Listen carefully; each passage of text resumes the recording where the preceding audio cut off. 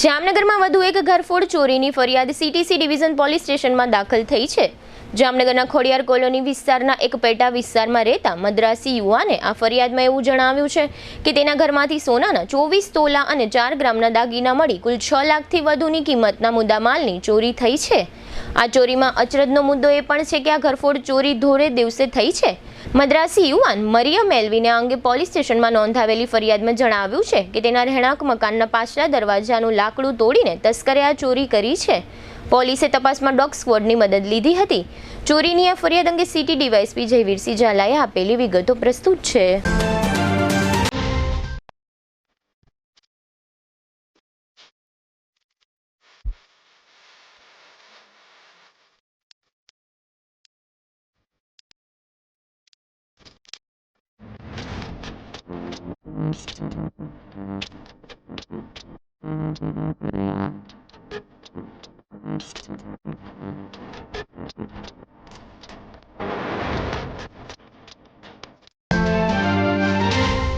Jamnagar CTC division police સ્ટેશનમાં ખોડિયાર કોલોનીમાં જૂની આરામ કોલોનીમાં જે ચોરીનો ગઈકાલે બનાવ બનેલો છે તેની વિગત એ મુજબ છે કે જે આ મકાનમાં જે ભાડેથી જે રહેતા હતા વ્યક્તિ એ બપોરના સમયે મકાન બંધ હોય તે સમયે કોઈ અજાણ્યા ઈસમ દ્વારા મકાનના પાછળના ભાગે આવેલા દરવાજામાં નીચેના ભાગેથી તોડી અને પાછળનો દરવાજો ખોલી ત્યાંથી ઘરમાં પ્રવેશ કરી અને ઘરમાં અલગ અલગ બેડરૂમમાં અને રૂમમાં રહેલા કબાટોમાંથી સોનાના અલગ અલગ જે દાગીના છે તેની ચોરી કરવામાં આવેલી છે।